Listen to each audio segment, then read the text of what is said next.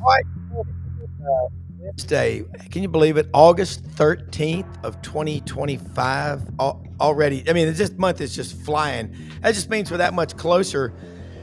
To what? Wow. What's happening? Is there something going on soon? Yeah, you know, the is it a new tour? It's a new moon. It's a new moon. That's what it is. Yes. Yeah. From the start of football. Rob Brown in Memphis. Brendan Martin, Ocala, Marion County, Limestone in horse capital of the world, the best executive producer on the planet. We got a lot to cover today. Got Dr. Bill Hardgrave, president, University of Memphis, Kevin Scarbinsky, nationally acclaimed columnist, basketball Hall of Fame writer in Birmingham. Then we'll have Dudley Dawson, hogville.net in the second half, along with Vince Ferrara up on the hill in Knoxville. The sports animal. I love it, man. And he's recovering. Said he's feeling better. Some days are better than others with the hip surgery, but Vince is tough and he'll be back. Hey, take a picture with your cellular phone of the QR code. We're live on Twitter, Facebook, and YouTube. And then Brendan's putting this stuff on Reels and it's going everywhere. And this channel, sun up to sundown, has the best coverage you'll find anywhere on the SEC. Coast to coast. Coast to coast and everywhere in between. That's right. Hey, and look, if you are traveling, by the way, I got to give a shout out to Miss Vivian Glover down at the Hampton Inn on 280 at the Mountain Brook exit. She will meet you with a goodie bag when you get there. They're the nicest people. And if you walk out the back gate about 50 feet into Mountain Brook Village, check it out, man. If you're looking for a place to stay, I love this lady. And her godson, Darrell Williams, was a starting linebacker at Auburn. Her nephew, Trendon Watford, great basketball player, played at LSU. So let's get started, ladies and gentlemen. We got Dr. Bill Hardgrave and Kevin Scarbinsky here. We're going to talk about what's going on from a president's perspective in this world that we live in, a university president. And Kevin has been doing a lot of work down in Birmingham about what's going on with UAB. And Dr. Hardgrave, Kevin Scarbinsky here. You probably read him before in your many years living down on the plains. Doc, Memphis recently put a proposal together to go after the Big 12. They're going to land somewhere. When you got AutoZone money, Lowe's money, FedEx money, it's going to happen. But what's the next step? What do you do from here? Because you're the kind of guy, I know you, no means tell me more. Look, we're just trying to position ourselves to be the very best we can be, on and off the field, academically, athletically. And, this is, as you guys talk about all the time, the world of collegiate sports is insane, right? I mean, it's just in the past, 4 or 5 years, who would have thought we would be where we are now? And so it's funny when I listen to pundits who say, well, this is what's going to happen. Look, if I knew what was going to happen in college athletics, I'd write it down on a piece of paper and sell it and get out of this president business because, nobody really knows. Although the one common thread seems to be over the next 4 or 5 years, the separation from a top group of universities in college programs. That group is going to separate themselves further and further and further from that next group. Now, whether that top group's the P4 or that's a separate kind of conference, I don't know. But what I want to make sure that we are positioned to be in that top group as that separation occurs, because I think we'll reach a point that the gap between that top group and the next group is going to be so wide that if you're on the bottom group, you will not be able to make that jump to the top group because you're just going to get further and further behind. And that's in the recruiting of athletes and drawing fans. That's where I believe it's going. And we're kind of banking on, we've got to be in that top group as the separation gets worse.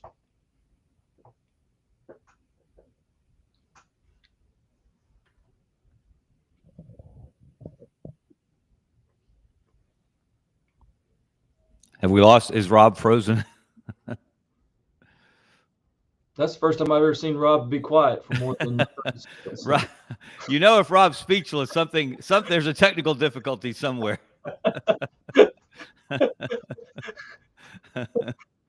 Dr. Hardgrave, I'm interested in what your view is of where things are going. Could you envision when this next seismic shift hits, and you've wisely, pegged it in 4 to 5 years when a lot of these conferences' television contracts expire, current contracts. Could you envision a power conference or multiple power conferences jettisoning any of their current members who might not pull their weight, who might not be as strong in as many areas as Memphis is? Kevin, I think a few years ago that would have been unthinkable, right? For a conference to say, you know what, you're not really worthy of being with us. But look, let's be realistic about this. What's driving all of this? It's the media money, right? And look, every school, there is a value placed upon them by the media companies. We know what our value is, right? That was part of what we did as our homework is what is our, what's an assessment of our media, right? I mean, how valuable are we? And this idea of equal distribution, of the media contract among all partners, we're already starting to see cracks in that. And I think we'll continue to see that where, we will have situations where schools are paid based upon the value that they bring to the conference. And certainly could be, Kevin, a situation where if a school really provides no value or below a certain cutoff value, they could be asked to leave. I don't think it's out of the realm of possibility. Yeah, and Dr. Hardgrave, you look at, and Jackie Sherrill made this comment on the show several times. He said you could see 65 having a national championship, the other 69 or 70, whatever, have a national championship. He said either one of them, it's going to matter just as much. But what I don't want to see is one area of the country just wiped off the map or conferences wiped off the map. I love waking up on football Saturday. Of course, we got football, college football now, Mondays, Tuesdays, Wednesdays. It doesn't matter. I just love the game. And I don't want to lose that. Do you get the sense from talking to presidents around the country that they're in this fight for the full 60? Or some of them, hey, this is just not worth it? I hope that doesn't happen. I think the short answer, Rob, is yes. There are these conversations about, look, if you're going to be viable, if you're going to, be on a national stage, you're going to have to be in this group up here. And if not, you're going to be relegated to, the less viewable time slots or streaming. And, look, there's still a lot of value, I believe, to linear TV. I think a big part of our audience still relies upon that linear TV and not just streaming. So if you get relegated to streaming only, I don't think that's a good thing, right? In today's environment, and certainly going forward, I think the linear is going to continue, especially as you look at the demographics in the country. Right? We're an aging population, and people my age and older, we still like to watch linear TV, and I think we'll continue to see that, right? Of seeing those games, you turn it on at a certain time at a certain channel and watch it rather than having to figure out how you stream it. I think there's going to continue to be value in that. Good. I think, right, Kevin, Dr. Hardgrave, a lot of people looking at least what was reported to be your package of your offer to the Big 12 to join that conference were surprised that they said no, because obviously you have a lot of resources at Memphis, you have a lot of support, a lot of corporate support, you have history. Were you surprised that they declined your offer? Well, I'm not going to characterize it as they declined, right? I think they had a conversation about it, and the conversation didn't go the way that we certainly would have wanted it to go. But nobody told me no. We certainly didn't get a yes, but I think there was good consideration around what we were able to do. And look, we decided. Some people ask me, well, why now, right? I mean, why now? Well, again, I'll go back to why now is the gap, right? Is we see that gap coming, and we're trying to, stay up, with the top group so the gap doesn't get wider. And that's why now, right? Because we know, Kevin, with a lot of these media contracts expiring in, 2030, 2031, and so forth, that, in 2028, 29, 30, they start looking at, what's going to happen. And we wanted to be in there so that we had 2 or 3 seasons, in a new conference, if we were going to be there, to show that value once we get in that conference. So that was why we really made the push currently. But look, we did everything we needed to do. I thought, we offered to not take a distribution, a share. So no, we didn't dilute the existing shares, which, I think most every conference would say, look, it's hard to bring somebody in if you're going to dilute everybody's share. We certainly had corporate sponsors who were willing to come, and support the things that we were doing. And look, I de-risked it as well. Is that, at the end of this, if we're not adding value, we'll leave. And that, Kevin, it goes back to your question earlier. Do you think you see a situation where schools could be asked to leave? And I kind of de-risked it by saying, look, if we're not adding value, we should be asked to leave. Yeah, I got to say that we saw Temple one time be, I think, asked to leave their conference, and then they roared back, with some pretty good seasons in football. But you're not just the average bear, Dr. Hardgrave. You've got a PhD in information systems, 17 years at the Walton College of Business at University of Arkansas, 12 years at Auburn. You took the College of Business at Auburn to another level. From 2010 to 2017, enrollment increased 47%, which begs me to ask this next question. How important is the healthy marriage of athletics and academics? Because you win a national championship your first year as the dean. You got Mr. Louder on your side, and you took that to a level that's never been seen before. Now, at Memphis, same thing. Are you trying to build that same kind of a coalition? We are, and that's, we had we have a great board of trustees here, by the way. I have the best board of trustees in the country. And, when I came in, we were really faced with a decision of, based upon where we've been historically, and as an R1, a top research university now, of, how do we best position ourselves nationally? And the trustees, told me, look, take us down the path of a nationally recognized public research university. Well, part of that national recognition, right, is getting eyeballs on us. And we know through sports is a great way to do that. And that's one of the things that we look at when we look at conferences. And look, the American is a great conference. So I hope nobody listening to this thinks that our push to look at the Big 12 was a disrespect to the American. It's not. It's just that we look for every opportunity that we believe can make us better and make us more viable and visible on a national stage. And we believe the Big 12 at this point does that for us. And look, I saw that, Rob, when I was at Auburn, and I'm going to go back and tell a little story there about what the schools that are in the conference and the conference you're in makes a difference. When I went to Auburn, was the Texas A&M was just coming into the SEC, right? That was 2010, and I think they joined that year, right? So it was right after 2012. Yeah, 2012. So in 2012, when Texas A&M joined the SEC as a feeder state to Auburn University, Texas was not in the top 15 or 20 of the states. Think about that, right? I mean, Auburn, almost half the students were out of state, and Texas wasn't even close to the top.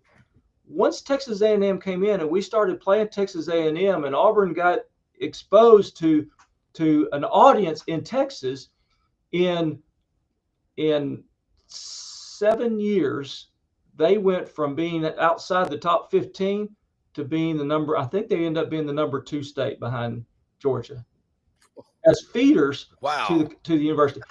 And now, look, it's not all attributable to that, but it is a huge chunk of it, because in the Houston area, in particular, around that area, students were saying, hey, I like this Auburn, this Auburn team and this Auburn university. Look, I want the same thing for the University of Memphis. I want us playing on a national stage all the time. Now, look, we've been very fortunate that we get carried on major networks, both our football and our basketball. Last year we ended up top 25 in both men's basketball and football. which means we had a lot of primetime, games on ESPN and others that carried those games and gave us, lots of eyeballs.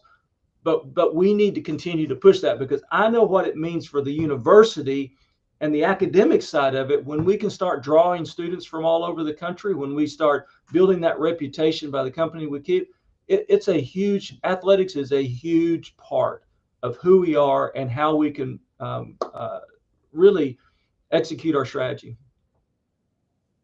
Front porch to the whole world. Yeah, right. UAB Kevin? certainly here in Birmingham saw that when they reinstated their football program, and their enrollment increased for a number of consecutive years, especially as they were having success in Conference USA. They were playing for conference championships. They were winning conference championships. It's dropped off a little bit in the last few years. They've struggled. They've been good in basketball. They've struggled in football.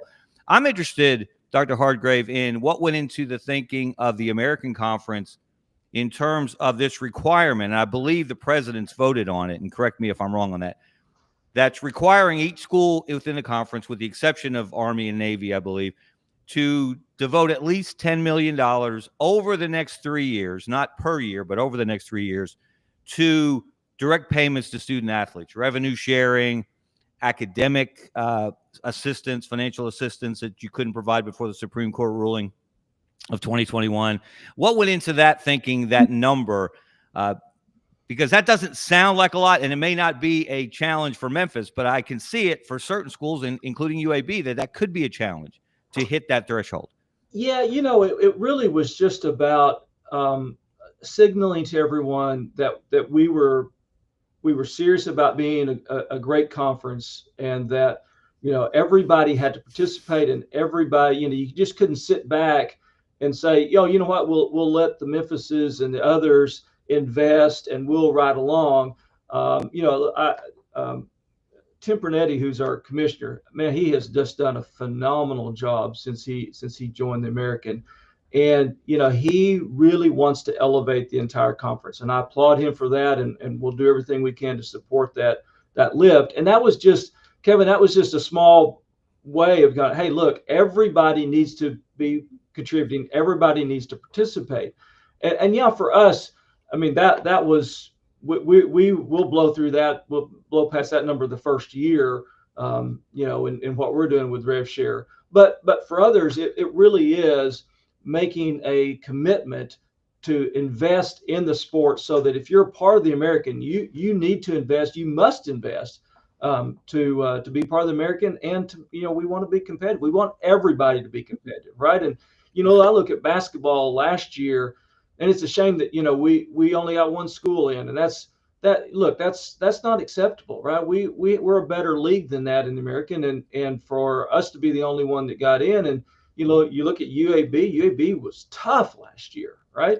And we've got to get more schools in, and the way we do that is we've got to have schools investing in their athletic programs and being more competitive, right? So that we are, we're playing and beating good opponents, non-conference, and which you all know that's how we make, at least on basketball side.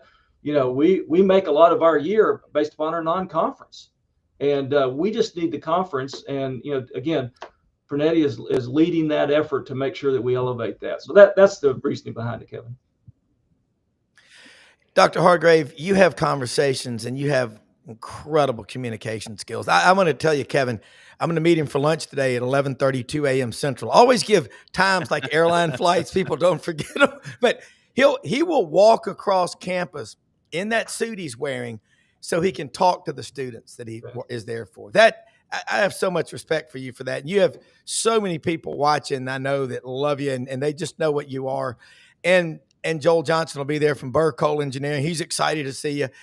I got to ask you, you have conversations. We lost a great one, Fred Smith. I mean, first thing I said was, my mom used to babysit him when he was a kid. I mean, and think about it, Frederick W. Smith International Airport. That just sounds good, but you've had those conversations with him and a lot of the families in Memphis that I know and and when you talk about funding NIL, 95% of wealth in America is first generation. First generation employs, second enjoys, and the third destroys unless you make your kids work. When you talk to them about paying 18-year-olds exorbitant amounts of money in some cases. What are those conversations like? And how do you feel about it as a guy who has worked his you-know-what off from Clarksville, Arkansas, and it's a great story in itself. First of all, it was a huge loss to the city of Memphis, to the University of Memphis, and really to the world with what Fred was able to do when he was here on this earth. And we had a celebration of life for Fred a couple of days ago, and it was 2.5 hours of, and it could have went longer, of people just testimonies of the difference that he made. And so much of it, you think about Fred Smith and FedEx and what's visible. That was the tip of the iceberg. 99% of the stuff that he and Diane did to help communities, to help charities, to help schools, nobody even knows about. And it's an incredible loss. He was such a good friend to the university. He believed that a strong university helped make a strong city, and a strong city helped make a strong FedEx. And so he invested heavily. He loves sports. His son Arthur was NFL coach and head coach at Atlanta, and now at Pittsburgh as I think he's the offensive coordinator. Yeah. And loves sports. His son Cannon played football here. I mean, he was all in on sports. And he believed in, doing what we could to elevate our sports program. Again, Kevin, back to your question, or Rob, as we talked about earlier, just, that makes a difference to the university, right? Strong sports, it helps make a strong university. And so they invested in, and they see it as a great investment in the university and the sports programs, again, which helps the city, which helps FedEx. And FedEx has just been a phenomenal partner with us. And we'll certainly feel the loss of Fred Smith for some time. Yeah, that business center where you have the trading and all the stuff there on campus is incredible. Kevin, you think about Birmingham, the people that have supported and made Protective Life Stadium and how it happened down there. It's unbelievable what a president can do to build a coalition. And 35,000 people in Memphis alone work for FedEx, Kevin. It's pretty big deal. That tells you a lot. And you mentioned UAB. UAB is, a lot of people don't know this, is not only the largest employer in the city of Birmingham, it's the largest employer in the state of Alabama. Yeah. It's about 30,000 employees. And if you include people whose jobs are indirectly affected by UAB's presence, it's close to 100,000 or over 100,000. I was just looking at some stats on that recently. Wow. And so UAB is obviously vitally important to this community, just as the University of Memphis is there. I'm interested, Dr. Hardgrave, in the American Conference's move to rebrand, to come up with a mascot, Soar the Eagle, and some of the things that Tim Pernetti has done to try to increase the visibility of the conference and that national profile. Yeah, and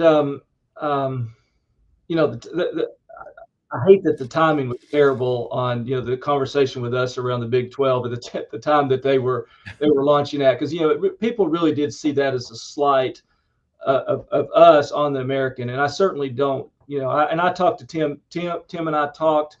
They knew everything that you were doing, and so it was not a slight against the American. It truly is just an opportunity, just as I would with any of our academic programs here. If there's a way to make our academic programs better by a different accreditation, or bringing in these faculty that could do better, or investing certain ways, we're just looking for ways to how we better position ourselves again for what we believe is coming. But look, Tim is trying very hard to position the American as that next conference. And I think at one time we were there. And then, we had some schools who left, and and then the Pac-12 fell apart. So now there's a whole conversation around, the reconstituted Pac, whatever number, the Mountain West, the American. And I think it's clever on Tim's part to kind of re-energize, just the name, and, because people would say, you know, the ACC, what is it? It's just the American now, right? It's just the American Conference, and you know, and really trying to just breathe a little, you know, life and energy into the brand itself. And, you know, look, we see this with companies all the time, right? You need to refresh and re-energize that brand. I think that's what he's trying to do. Look, he is pulling out no stops in really trying to lift up the American. And we're going to do everything that we can to help him, certainly, because if we can lift up the conference, it lifts up everybody that's in the conference. Yeah. We got a few minutes before y'all have to go on to get your day started, but got to ask you, Dr. Hardgrave, as a president, explain for Jethro Bodine in, you know, Platte River, Nebraska, who's sitting on the front porch watching this show right now, how the House settlement works of $21.5 million. Money doesn't just fall out of the sky. I know that's a shock to my kids and everybody who has kids, because it's got to come from somewhere. How do y'all, you know, university presidents, what's the plan to handle it? That's a loaded How much time do you have? You know, we're 3 days later. Well, we're in a situation now where, you know, we have 18-year-olds making 3 times the salary of a university president. You know, so it's, I mean, it honestly, it's kind of crazy. But, you know, look, the reality is that we have an opportunity here to generate revenue and distribute that to the athletes. To ensure that we can put the very best product on the field and the court as we can, and you know, we NIL was intended to be one thing, and it ended up being something completely different, right? People forget the NIL was to, you know, look, if you had your name on the back of a jersey, you had to get a cut of that. That's what it was supposed to be, and it just ended up being a pay for play. So really, at least this shines a light on that, right? And the money flows through. And I'll tell you one of the things, and I know we're running short of time, but one of the things that we had a lot of our supporters, athletic supporters, say, you know, I don't like to give to this NIL collective, right? I want to give to the university and I want to give to the athletic program, but I don't like giving to this collective. So that will actually help, because we had people who kind of split their allegiance, either saying, all right, I'll give a little bit to NIL and I'll give a little bit to the athletic program, or some that just say, I'm not going to give to the NIL collective. I'm not going to do that. Yeah. I think this will help now that it actually all runs through the university, right, and then close out to the students. Well, Kevin, before you go, I just want to say I've enjoyed the conversation, Dr. Hardgrave. And if I had one request from the city of Birmingham, whatever conference home you land in, if there's any way to keep the UAB Memphis football and basketball rivalries going. Hasn't been as much of a rivalry in basketball. I know Memphis has dominated there. But the battle for the bones has to be the best rivalry trophy in college football. We hope you can find it in your heart to somehow keep that going wherever your home becomes.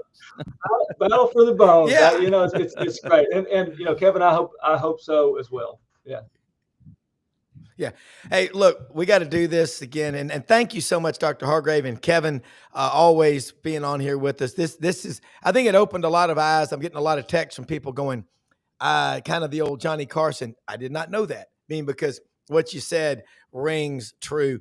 University of Memphis President, Dr. Hardgrave, thank you. Kevin as well. So we'll do it again. Thank you, guys. Have a good day.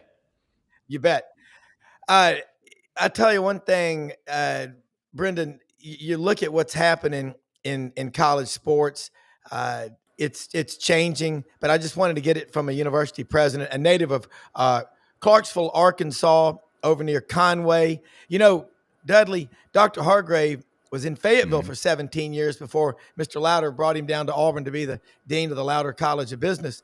And Anki told me he's the first person in his family to finish past 10th grade. They all worked in factories. That's the American dream. That's the kind of stuff I'm talking about that makes America the greatest country in the history of the world, along with people like you, a native of, Newport, Arkansas, Balch in the suburbs. Yeah, well, we didn't have a hospital in Balch with our 60 people. We had to go to Newport to get born. So I was born in Newport. But Dr. Hardgrave, as you mentioned, was great up here. I'm happy he's getting the opportunity to lead it. I'm sorry, it'll always be Memphis State to me. That's ingrained in my head, you know, from and watching the games on tape delay back in the day, sitting in Balch. But yeah, I mean, got to listen to some of that, and it really is, as he said, pay for play and not what it intended to be. But we knew this wasn't going to work out the way they thought it was, because there's too many people out there with too much money and too much love and too much passion for sports. Yeah, and I think that just the love of the games, the boosters, most of them though, they've worked to make that money, and they're going to become more tepid in this NIL stuff. I mean, it's some schools are going crazy, blowing through the money, but I think it's going to revert back to the free market will fix this. Just believe me, it always does. The free market will do what Either that, right. Or we'll bring the National Guard in and get it taken care of. That's right. That's right. We'll have to take extreme measures. And Dudley, I think about this right now in the SEC. We talked with, it was pretty cool. Monday, we had Pete Cordelli, national championship ring at Notre Dame. It was Ellis Johnson. He has one from Alabama. Real close call there at Auburn. 13 seconds left. But I was watching, by the way, yesterday, South Carolina, Alabama 2010, and Vern Lundquist, Gary Danielson were talking about, Ellis Johnson, and he's got that South Carolina defense amped up, and they're really doing a number on Alabama. And I'm like, Lawrence Ellis Johnson from Winsboro, South Carolina. We have him on the show. We asked Pete about second year in the Petrino system for Taylon Green. And I don't think people are putting enough value on that.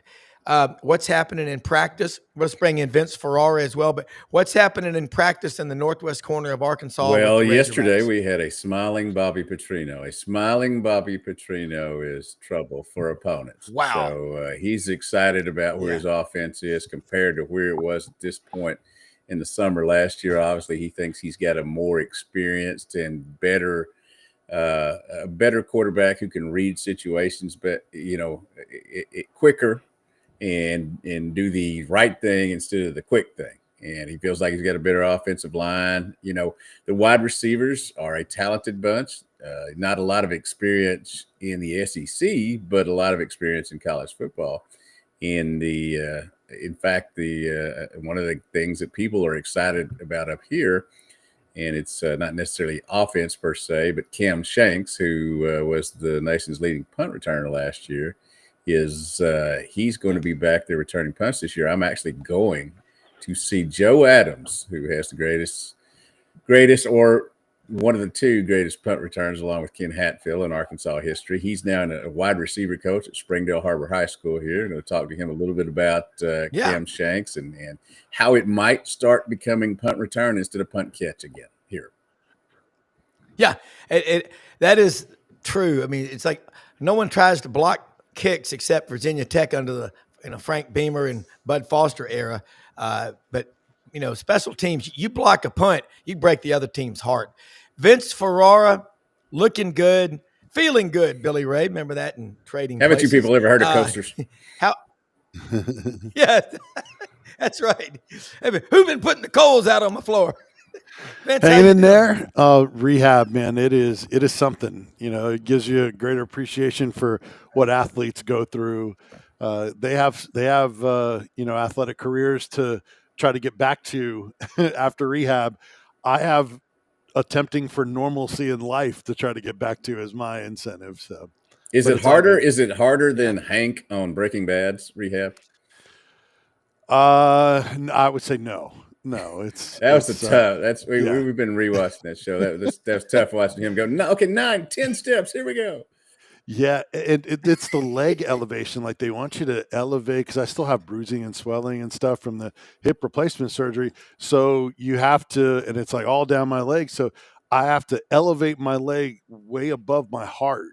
So it's just in these weird positions, and you can only stay there for so long, and then icing like crazy, and then you just do it all day, and you go to physical therapy, you do exercises. So it's a full-time job, but you got to do it right, because if you don't, then you could have some lingering stuff. So I'm working at it.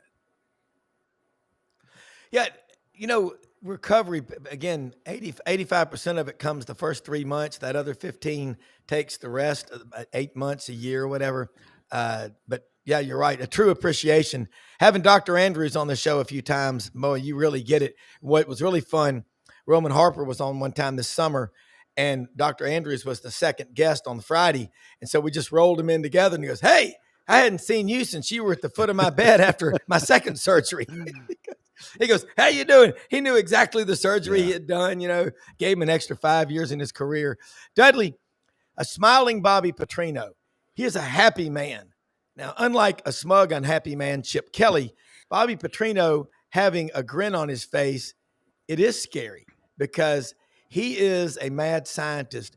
The offensive line, am I correct in thinking Sam Pittman's spending a lot more time over there hanging out with those guys?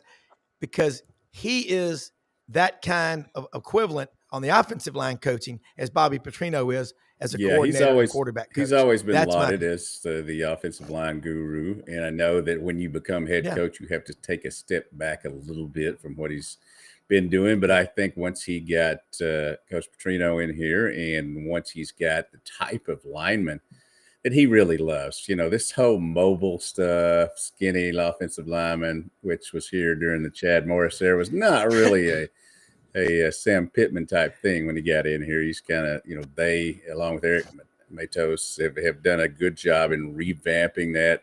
They've got some guys that are unbelievably huge, but also versatile. They're working right now on making sure they have the 7 or 8 you need to play. They're giving us a lot of that first 5 because, as Coach Pittman said the other day, there's a reason you have starters, and I'm looking for the 5 that are the best. And then you fill in with, what you have to do with, an extra guard, an extra tackle, all that. They feel good about that. The fact they have Caden Kittler, who's a center, who's actually played center before. The last few years here, they've had guys sliding down the offensive line and becoming centers. And Caden Kittler, you've got one who's played the position before. And I think they feel real good, even though they've had some good centers, here they have gone on to play guard and tackle in the NFL. They feel real good about the situation here that when you start, you got somebody who's going to call out the signals and knows what they're doing from the start. Yeah. All right. Vince, up on the hill in Knoxville, I think there is a legitimate quarterback competition from what I can see. Mecklinger from Calvary Day School down in Savannah, Georgia, along I-95 near Richmond Hill. But is that true? I mean, you're closer than I am. Way closer. Officially, there's a quarterback competition. There hasn't really been separation or, high-level play. There hasn't been a guy just run away with it and grab it. There's different ways you could look at it. You can look at it as, well, then that speaks to the competition and guys elevating up to Joey Aguilar, who's a clear favorite going in, the transfer from UCLA via App State. Or you can look at it as, well, then Joey Aguilar hasn't been able to separate from 2 inexperienced guys behind them. So I think it's probably closer to the latter than the former. The quarterbacks have just been very inconsistent. They've had some good moments and they've had some ugly moments. They've also had drops from the wide receivers. Oh, by the way, the wide receivers have been really banged up, so they're thin, they're injured, and they're dropping a lot of passes. So not exactly what you're looking for right now, and not exactly what could help your quarterbacks. So what's happening is you have this mixed bag with your quarterbacks, and they're working with guys sometimes on the second team that are walk-ons that they're not going to be throwing to during the regular season. So none of it really sounds all that positive right now. I'm not saying they can't get out of it. They've only had 1 scrimmage. They'll have their second on Friday, but that is those 2 areas, the quarterback position and wide receiver. There has not been clarity to come out of it, and it hasn't necessarily been super positive. You listen to, Josh Heupel, and he is positive, putting a positive spin on it. But, you see the routes on air, you see the drops, you see the inconsistency. Merklinger, I don't think, has had a super great camp. Joe Aguilar has been inconsistent. but probably the best of the group. And maybe George McIntyre, the true freshman, might have had maybe some more of the highlight moments, and maybe has exceeded a little bit more of what people expected, since he's just a true freshman. But he's still very thin, similar to Nico in build, about 6'5", 6'6", very thin. He's already put on 15, 20 pounds, but still needs to put on a lot more.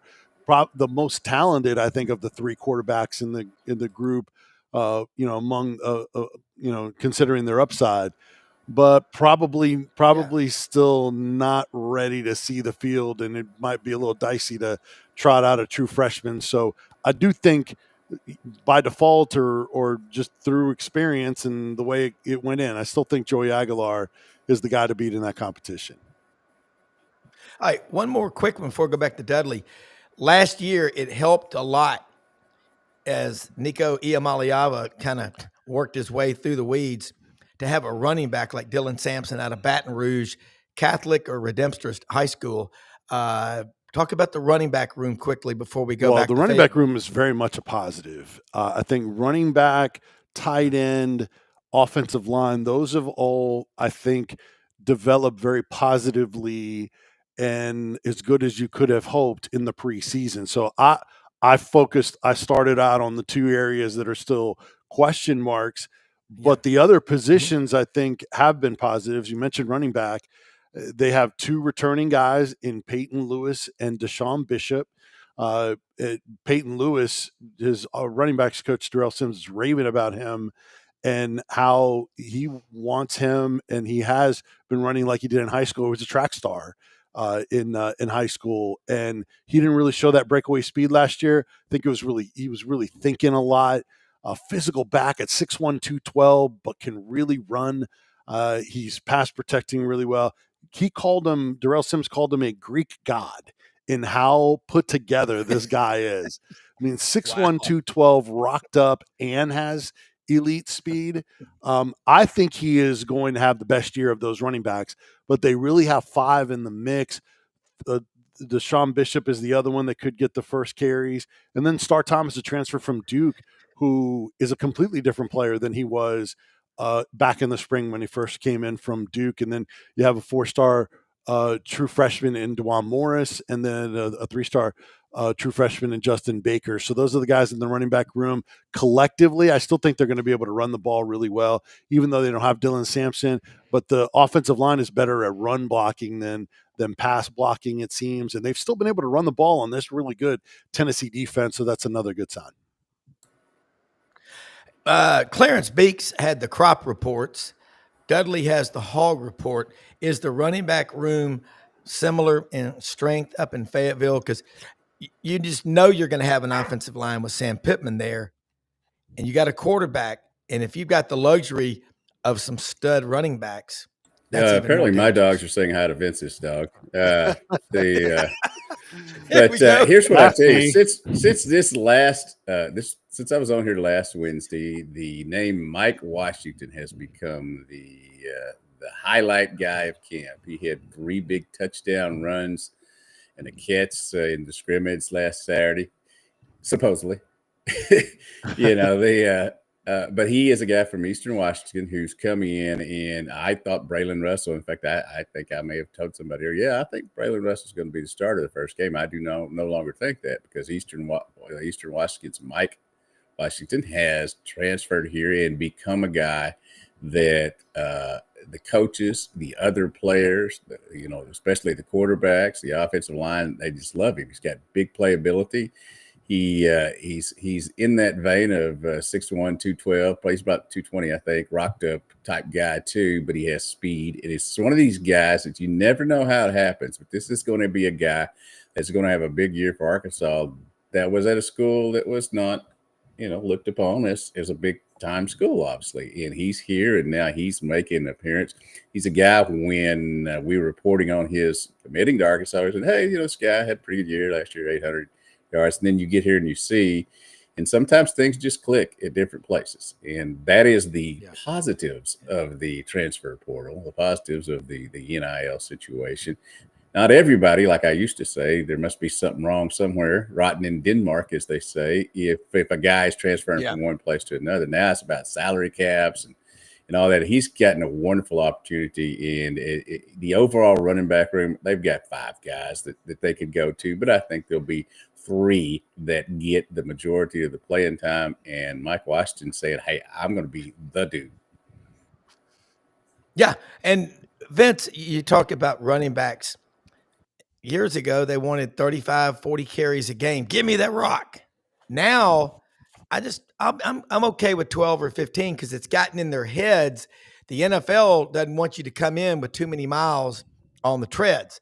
If Vince is still, there we go. Vince, okay. So you think about the running backs in the SEC. I guess 10 years ago, you could reel off 5 or 6 names, and every one of them was potentially an All-American. Look around the SEC, and by the way, what a conversation talking football. 2 of the best, Dudley Dawson, hogville.net, Vince Ferrara, 99.1 The Sports Animal in Knoxville. Soon, he will be strong enough to help take part of a goalpost down the Cumberland Strip and end up at Gus's Deli or Pilot and have a couple of death dogs. He's on the mend, folks, but let's talk about that. Yeah, the running back position in the SEC, I think, is strong. We've probably seen it stronger at times. I think the position of note in the league is the quarterback position. I think that's where you have your depth. Yeah. That's where the transfer portal has probably impacted the most. There are portal guys like Washington that Dudley was talking about, Star Thomas at Tennessee. So there are guys, but the bigger names, I think, have been at quarterback to add to this league. So I want to go back to you had mentioned how the running game had helped Tennessee last year with the passing game that wasn't prolific. It was a weird year. That really, Tennessee leaning on the run game really started in SEC play against Oklahoma because they were destroying people early in non-conference. Now, granted, not the toughest of schedules at NC State was really bad. So they kind of padded their stats a little bit and then really relied on the run game. But the run game was never really able to open things up for the pass game as good as it was. It was as good as it was in the league with Dylan Sampson's 22 rushing touchdowns. And in terms of number of carries, he was by far the dude there. This year, I think it's going to be much more by committee, and you're going to see it more spread out. So it's going to be kind of what you were alluding to, carries in the teens as opposed to Dylan Sampson, at 25 plus, maybe a few catches out of the backfield, that type of thing. It will just be a different style. But Tennessee has got to hit some big plays in the passing game. And that Joey Halsley, when I talked to him last week, and I said, how can you guys get more big plays in the passing game? And he said that was our number one focus of the offseason is teams will play 8-man coverage against us because they don't want to give up big plays. So their teams are giving up those rushing yards to Tennessee because they don't want to give up those big plays. So can the yards that they're able to get, can that lead to winning again? I think if they do the exact same thing as last year, I don't think this will be a playoff team. I think they have to have more in the pass game, and they probably would be better off if they're a little bit better in the pass game and maybe take a slight step back in the run game, because then that means teams are a little bit more in a bind on how to defend them versus just playing in coverage and say, well, we'll take our chances giving up some yards. Dudley, similar question to you. I think we definitely are not up here thinking that there's a fine difference between the playoff team and not. They're just trying to get back into 8 to 9, 10 wins, and that'll be tough this year, obviously, with the schedule and 31 transfers, 19 freshmen. That is, my Newport math is right. That's 50 new players out of 85 on a team. One of the situations I do think is much better, though, since we're kind of Arkansas, Tennessee here, obviously, when Taylor Green got hurt last year, Malachi Singleton came in and was able to push to the end, beating Tennessee. He's no longer here. The third string quarterback back then, KJ Jackson, not KJ Jefferson. This one's skinnier and left-handed instead of big and right-handed. He has been another guy in camp that has gotten them very excited. And I don't think they're going to have to push Taylor Green to play, every game. That they want to get him in, get him some experience, because Taylor Green got beat up last year. A lot of the coaches have said, during their press conferences throughout this I can't say fall, this August, that he, they're surprised he even played last year. He kind of gutted it out. They want to make sure they don't get him beat up this year, and they believe they have somebody in KJ Jackson, who is a guy that they're going to be able to give some snaps to early, and there'll be no drop-off, even against these teams that, are loaded up on their schedule, and especially that 3-game stretch with Ole Miss, Memphis, and Notre Dame. Yeah, and looking around the league, if you look for one of the schools, I think that's got a complete offensive line, starting with Jake Slaughter at Florida, and their quarterback, DJ Lagway, running back Jaden Ball, who's strength-wise a freak. I don't know if he made Bruce Feldman's list, but guys, and by the way, I send Venmos a lot. I don't put any description on there. I just write thanks.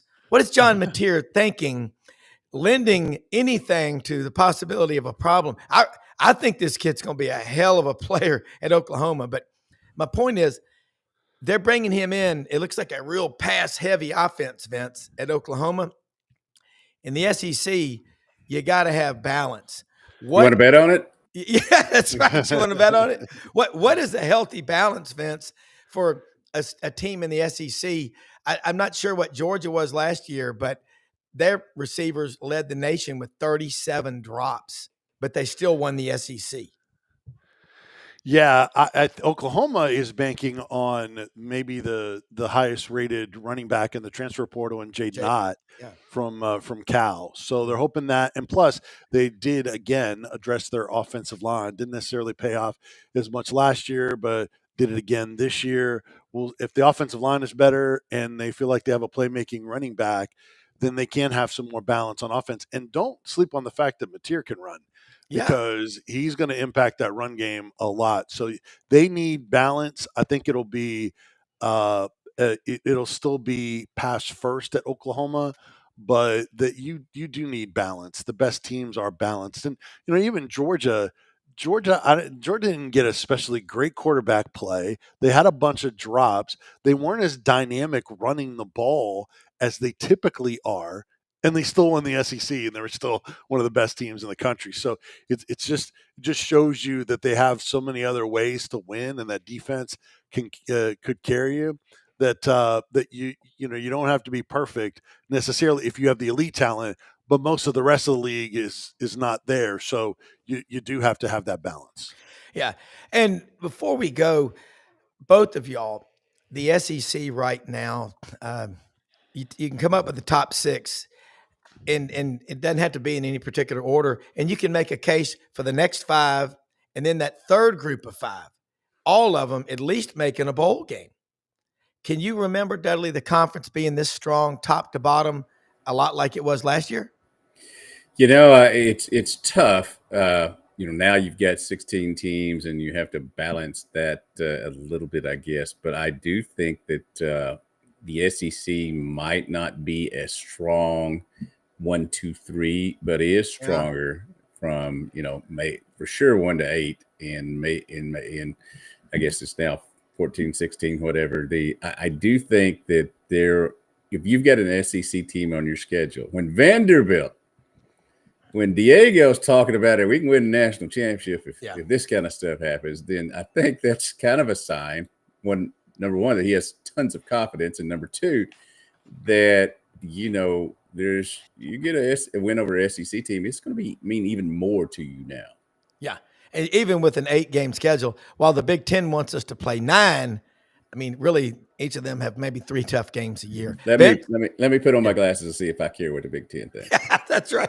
Yeah. Give me $1.